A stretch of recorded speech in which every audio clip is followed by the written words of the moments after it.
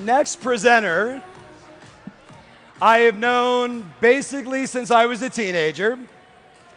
She was there when I met my, who became girlfriend, now wife. So we have a little history. And what I love about what you're about to learn is it's awesome to sell a lot of houses. It's really inspiring to hit a high level of GCI. It's inspiring to build a team and to lead. But at the end of the day, if it's just about the dollars, that's cool, it's meaningful. But what I want for all of you is to be wealthy. Wealthy in your relationships, wealthy with your health and vitality, and I want you to be wealthy with your money. So I've asked my dear friend Lori McGuire to come up here and tell you the story of how she, well, I won't give you the punchline, but it finishes with owning north of 100 units that now pay her a tremendous amount of cash flow. And if I could wish anything on all of you, it would be that all of your expenses in life and in your business are covered from the cash flow of your real estate investments. How does that sound? Right? So then the next time you drive by a for sale by owner, you just giggle. You don't even think about stopping. You don't care because you've done all the right moves and you became more of the product inside of real estate. With that said, let's give Lori McGuire a giant round of applause and welcome her to the stage. Have fun, girl.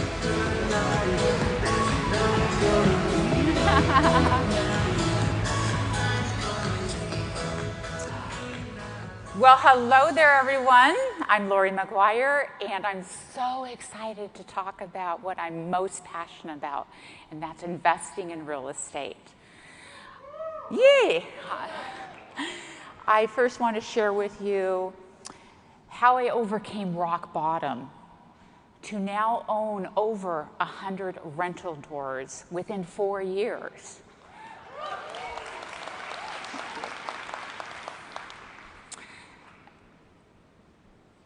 I have 3 takeaways that I want you to walk away with. My first one is, no matter what happens in your life, don't ever, ever give up. Secondly, you will make more money by investing in real estate as a realtor, because we know our product, than you will by selling it to your clients. Lastly, if you can put together a plan of action as soon as you leave the summit on how you're going to invest in your first property, or maybe it's your 10th property, and do it immediately, because then you'll be making money while you're sleeping. How many people are doing that presently, making money while you're sleeping? Fantastic. How many people plan on doing this within the next year? Woohoo! Okay. We are in the right room, aren't we? All right. So I'm going to begin my story with this estate. I purchased it in 2004 when I was 37 years old. I had started in real estate at the age of 23, and I purchased it not because I didn't need 6,700 square feet. It was just me and my 2 dogs. But my goal was to break into the luxury end. And I did. I worked this home by throwing the most elaborate parties for the neighborhood and my clients. In fact, I threw the most over-the-top Halloween parties and haunted houses. They became legendary in Orange County, California. They were even featured on Lifetime Channel's reality show, Top This Party. And by the way, I said top this party, not topless party.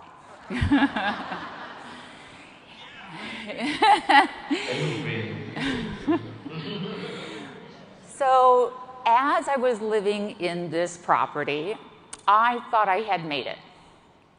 I was living the dream. I was on numerous reality shows. I had a Lamborghini, Maserati, Quadriporte.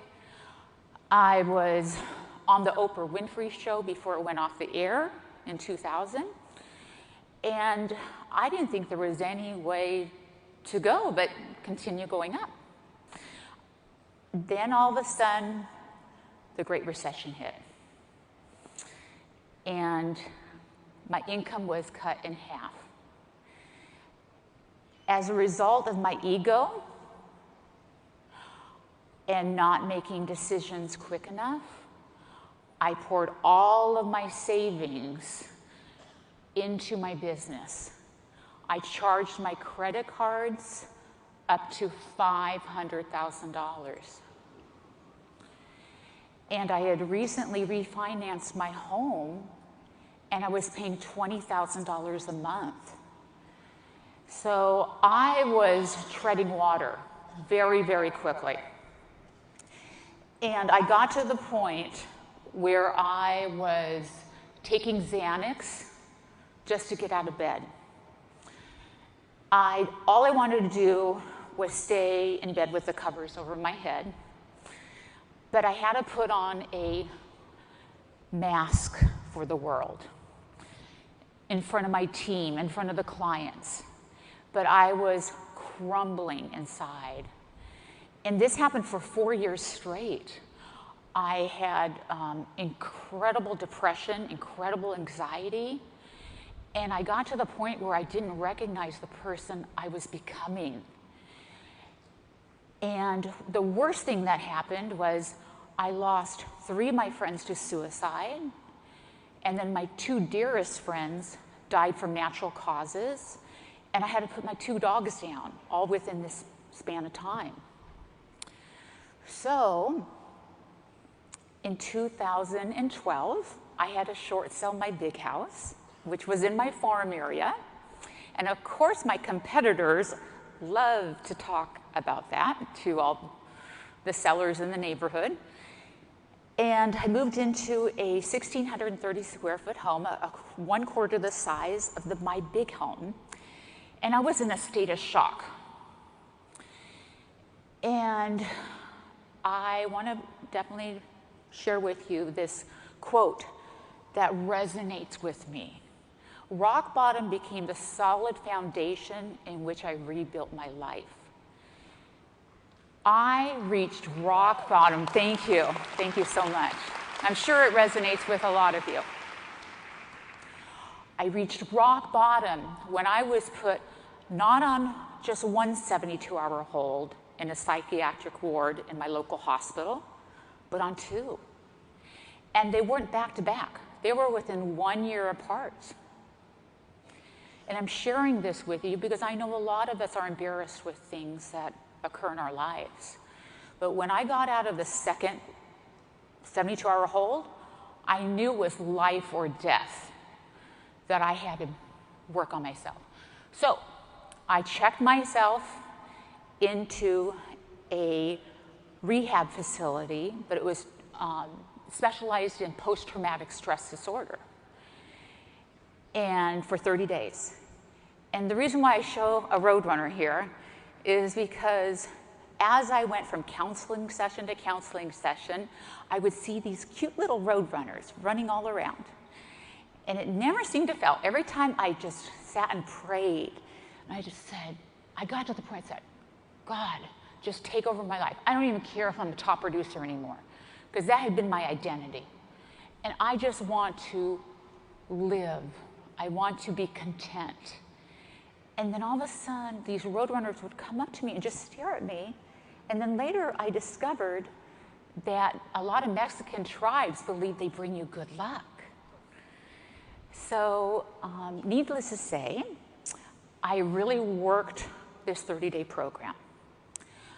When I came back from the program, I read Hal Elrod's Miracle Morning, and I started waking up at 4:30 a.m.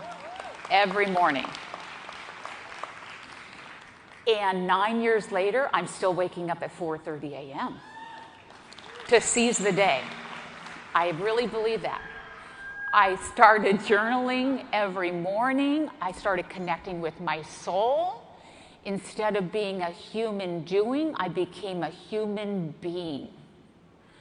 I think since I started in real estate at age 23 and I was a workaholic, I wasn't connecting as much with my soul, and I didn't know who I would be without being this top realtor.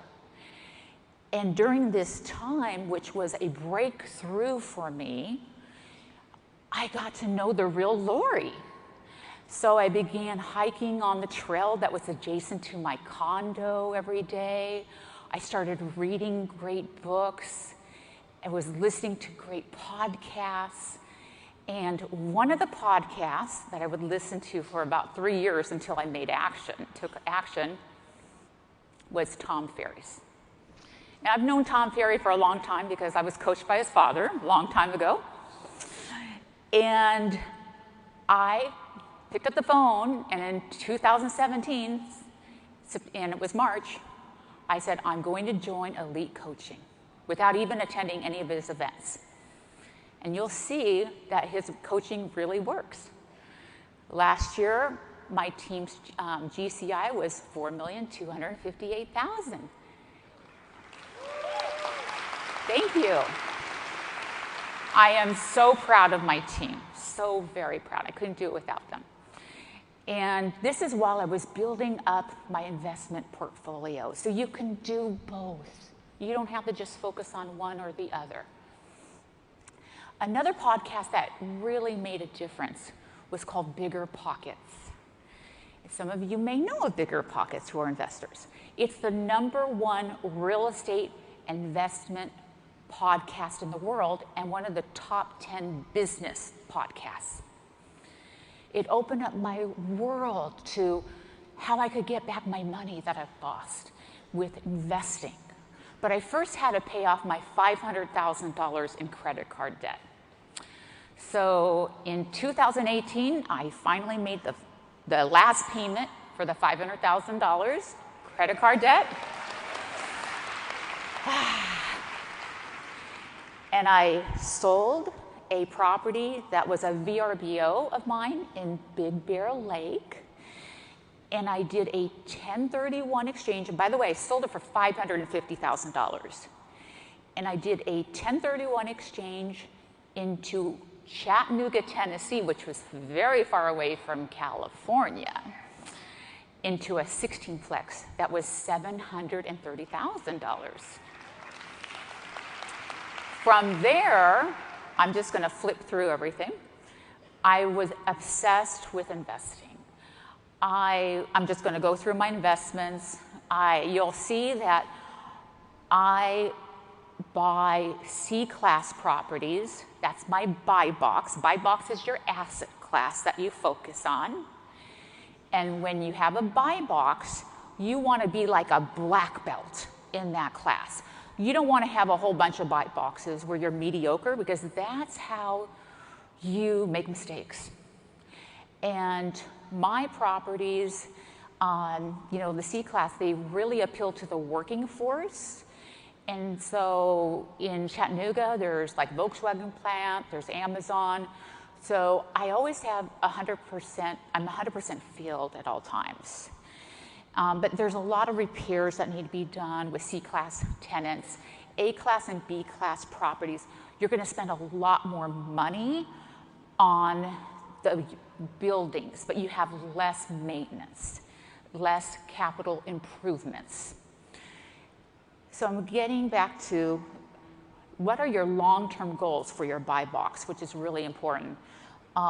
For me, it was stability. There was no way I was going to allow myself to start all over again, rebuilding my life.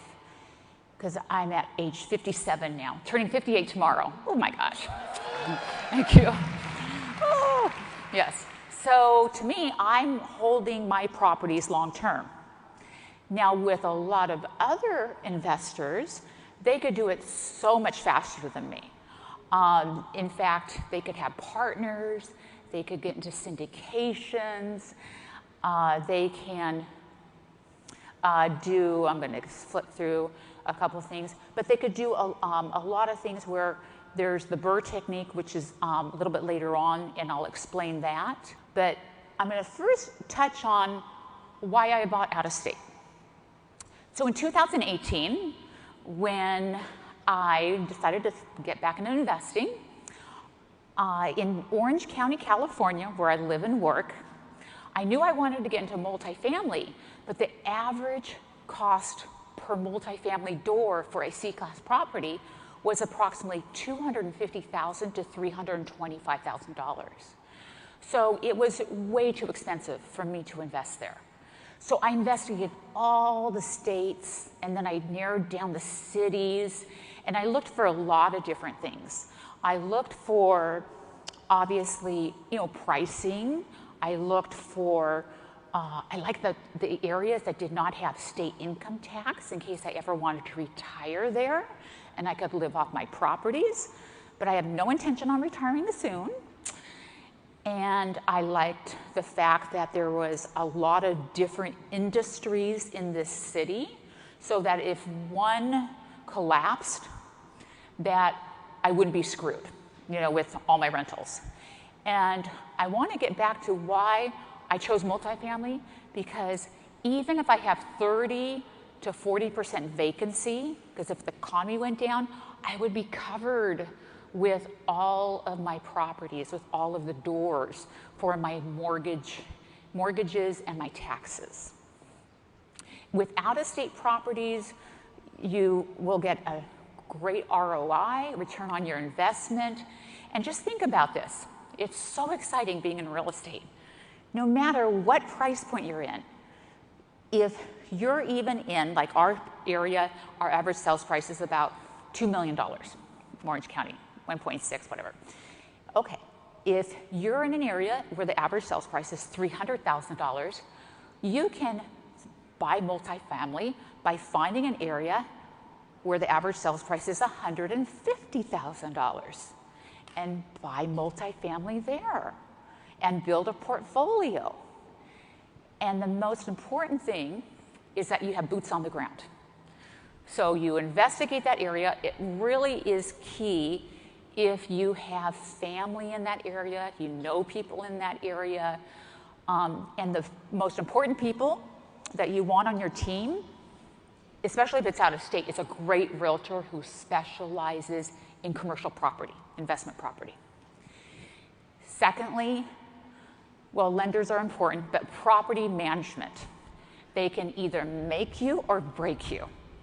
So I personally bonus my main contact person who actually goes out to my properties all the time, and I am dumping money in her Zelle account all of the time because she's more focused on me than any of her other people. And I have a bi-weekly Zoom call with her to go over every single property. So you need to teach your property management company how you need them to work for you and with you. And then the next thing is why investors buy. Investors buy for either cash flow, they buy for appreciation, the benefits from depreciation, or a combination of the above. So it really depends on what your long-term goals are. I hope you get obsessed with investing like I have. I feel like one of the Real Housewives of Beverly Hills who's so obsessed with their shoe or Birkin bag collection. Well, that's how I feel about investing in real estate. I am always in escrow on a property, it seems. In fact, I just closed escrow on another one last Friday, and I'm looking into another one. So I hope you feel this way because this is your financial future and maybe your family's.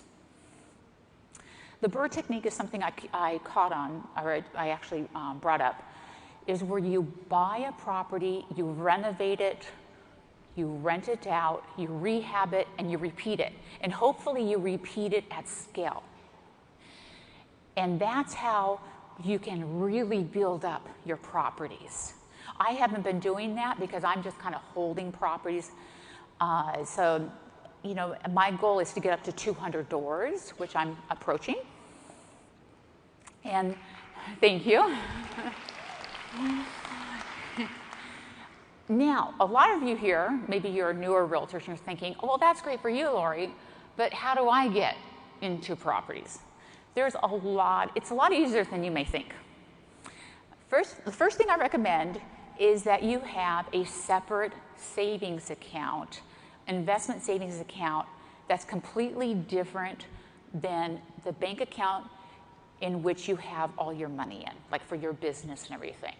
So if you're in Wells Fargo, you set it up at Bank of America, whatever, because you're going to be tempted to spend that money that you're saving for your rental properties or income properties for the new gadget for business, new marketing gadget or whatever. And you want it to be completely separate. And I recommend that you allocate 10% of every commission to automatically go into this investment account. House hacking is really key. So house hacking is when you can purchase a property and you could buy up to 4 doors, so up to 4, like a fourplex, and you could go minimum down, and you can get an FHA loan, and it's 3.5% down payment, and you lease out the 3 other units, and those people pay for your mortgage. And you could do it with a house or anything. And then I'm going back to my townhome. I ended up living in this townhome for 9 years, and I grew to love it. In fact, I never thought I would buy another home. And then I found my dream home. And I just purchased this in November, and you may recognize this home because it almost burnt down in the Laguna Niguel fires. You saw it on the news. Fires began right below that canyon, so I was this close to having my new home burn down. So I'm very grateful that it did not burn down, and I see little road runners on that trail every day when I pop off on there. Thank you. Yeah. Let me just remind you of the 3 takeaways, which are very important. You will make more money by investing in real estate than you will by selling it to your clients. And then my goal is for you to write a plan after Summit on how you will start doing this, so you'll be making money while you're sleeping. And the last thing is to never, ever give up. No matter how low you get, there is help out there for you. And I have the Roadrunner here, so my goal is next time you see a Roadrunner out on a trail, say a little prayer or a wish, and it may create a lot of great luck in your life. Thank you.